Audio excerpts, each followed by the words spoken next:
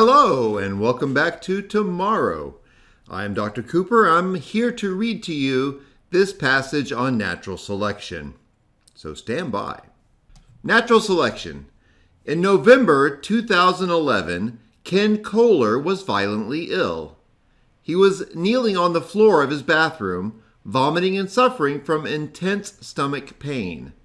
A friend rushed him to the emergency room. Doctors tracked down the culprit, the bacterium Salmonella typhimurium. They gave Kohler antibiotics to kill the bacteria. The Salmonella was resistant to the first several drugs they tried. Remember how yesterday I talked about, well, for some of you, you'll remember, actually it's still today, but tomorrow it'll be yesterday, right? Time travel, yay! I was talking about how antibiotic resistance can be spread on plasmids through conjugation and sometimes through transformation or transduction. That's the most common way antibacterial resistance is spread. So the doctors finally found a different kind of powerful antibiotic that worked, and Kohler recovered. I'm going to guess it was vancomycin, the secret weapon in the arsenal. The Center for Disease Control and Prevention tested the bacteria that caused Kohler's illness. They traced the bacteria to ground beef. The bacteria were resistant to 9 common antibiotics, so multiply resistant. These antibiotics normally kill Salmonella typhimurium, but they no longer worked. How did the bacteria become resistant to standard antibiotics? Did I spoil it? Yikes. The answer lies in adaptation and the process of natural selection. Okay, not quite. So look for that definition of adaptation that we talked about yesterday. Maybe we can review. So caption here, eating undercooked burgers is dangerous. The only way to be sure meat is cooked to a temperature high enough to kill harmful bacteria is to use a meat thermometer.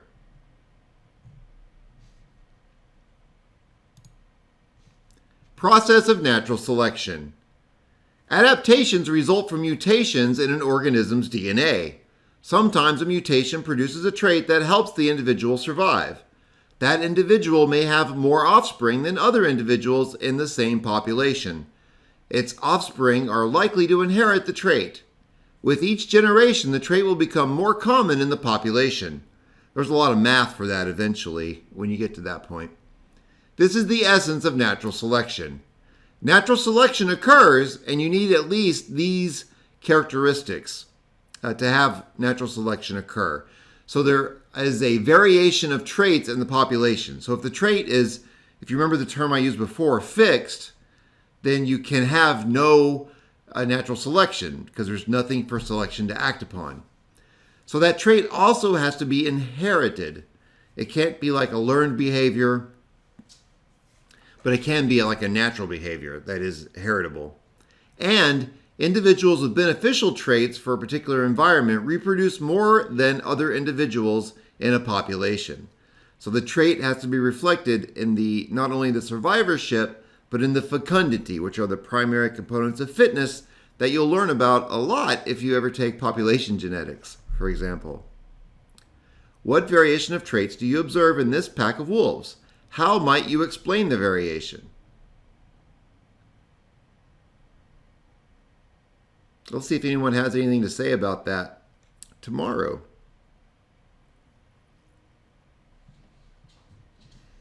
Okay. Larkies. So back to our fictional, demon rats here.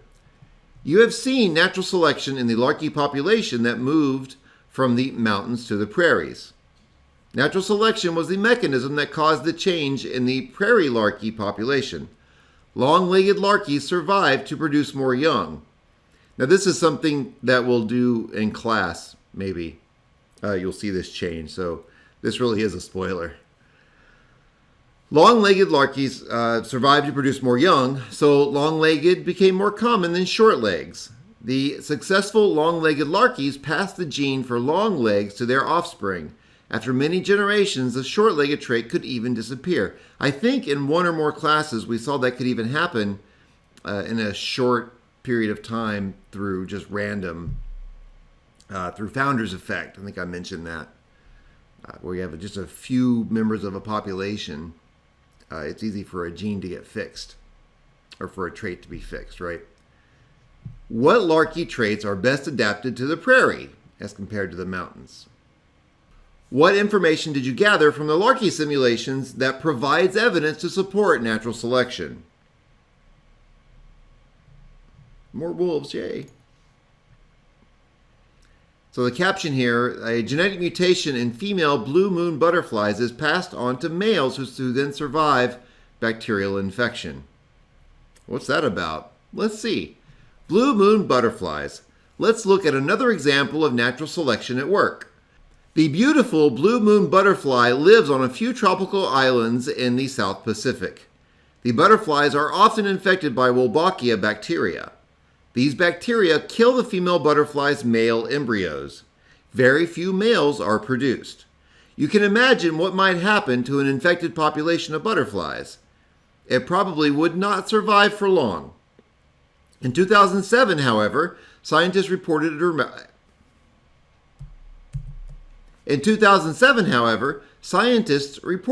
dramatic change. The percentage of males in one population jumped from 1% to about 39% within 10 generations. What happened?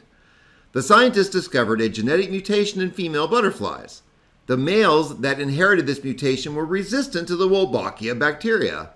Resistant males survived to mate with many females. This quickly spread the resistance trait throughout the population. Scientists regard the comeback of the male blue moon butterfly as possibly the fastest evolutionary change ever monitored. These are some questions these scientists discussed. Discuss them with a partner. Number 1. Is there variation in the blue moon butterfly's ability to resist Wolbachia bacteria?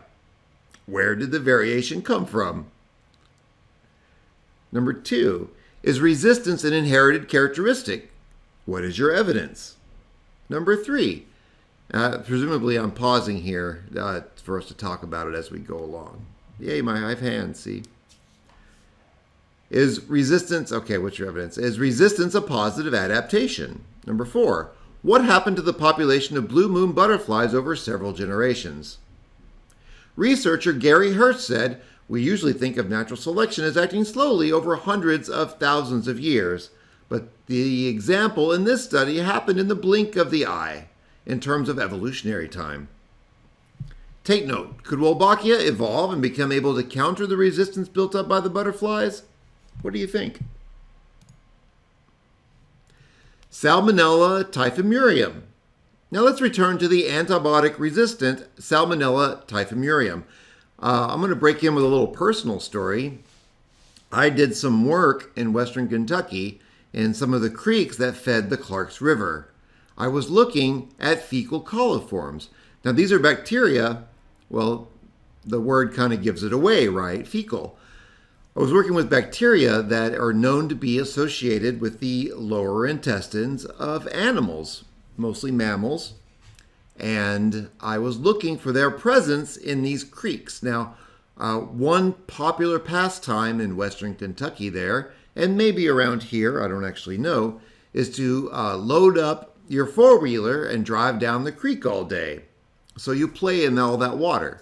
So I tested the concentration of fecal coliforms in that water several times at several different locations, but I also tested to see what percentage were resistant to a common antibiotic, ampicillin. Here's what I found. I found that there were colony counts way in excess of what's recommended for recreational play. So it was kind of a dirty poop soup that these people were playing in all day. But additionally, there were about a 40% resistance in that fecal coliform, which includes more than one kind of bacteria. So I guess it's like a fecal community. About 40% of them, on average, were resistant to ampicillin. So not only was it a dirty poop soup, but the number of antibiotic-resistant bacteria made it an antibiotic-resistant poop soup. Now, was it automatically something dangerous? Not necessarily, but that antibiotic resistance could be easily transferred by, well, like I mentioned yesterday, by conjugation, and could be shared with any number of pathogens, making them more pathogenic. All right, let's return to this Salmonella story. Salmonella bacteria are found in cattle and a bunch of other places, actually. If a cow is sick, it gets antibiotics to treat its infection, which it should. So all the labels like antibiotic-free, if your animals are sick, when you could treat them with an antibiotic, you should do that. And then when if they're an animal that becomes sold at market or whatever later on, you make sure they're clear of that antibiotic.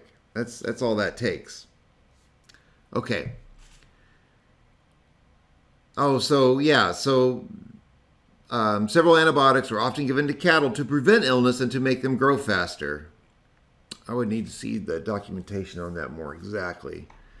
Maybe that's true. Antibiotics aren't cheap, so I don't know. Maybe the cost benefit works out to that kind of use. Because sometimes doctors will prescribe antibiotics prophylactically, so preventatively. Like if you're really sick from a virus, sometimes they'll give you an antibiotic to go with it in case you have a secondary infection. Which I don't know. I'm not an MD. I'm not that kind of doctor. So I guess I can't really speak to that practice, can I? So many of these antibiotics are the same ones given to people. That's very true. Random mutations in the bacterial genome enable some bacteria to survive the antibiotics. That's true for some antibiotics like streptomycin. Something like ampicillin resistance requires like a specific gene product, and that's beta-lactamase. And there's more ways to be resistant to penicillin than just an ampicillin than just that one gene. But anyway, bacteria reproduce rapidly, sometimes doubling their numbers in as little as 20 minutes. That's very true, but that's in optimal lab conditions. I can do it with Escherichia coli at the right temperature, the right shaking incubator conditions, and the right media. Anyway, because bacteria with antibiotic resistance are not killed by the antibiotics, they quickly produce a large population of antibiotic-resistant bacteria. When Ken Kohler handled the ground beef, antibiotic-resistant bacteria transferred to his hands. He touched other foods that he ate. The bacteria traveled to his intestines and made him sick. Doctors prescribed the usual antibiotics for a salmonella infection. The antibiotics failed to kill the bacteria because they had become resistant due to natural selection. The antibiotic-resistant trait helped them survive naturally. Okay, so here's a little cartoon for a mutation, leading to antibiotic resistance. Okay, that's all right. Summary. Because environments are constantly changing, organisms must also change if they are to survive and thrive. Survivorship, fecundity, components of fitness. We're kind of setting the stage there, aren't we? Natural selection is the mechanism that drives these changes. We have seen this in the camouflage of rock pocket mice, antibiotic resistance in bacteria, disease resistance in butterflies, and even in larky leg length. Think question. Is it possible for a new species to evolve from an existing one as a result of natural selection? Explain your thinking. Salmonella-tainted beef may be one of the toughest challenges facing the cattle industry. The drug-resistant nature of the bacteria gives researchers few preventative options. And that's just a picture of a cow. So in my next recording, what makes a scientific theory? Okay, that's an interesting way to approach that. All right, so for now, I'm going to sign off. I'm going to do a little editing, and I'm going to produce this sucker and upload it. Render and upload it. All right, I will see you today, or like now.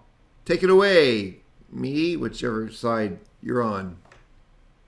Bye.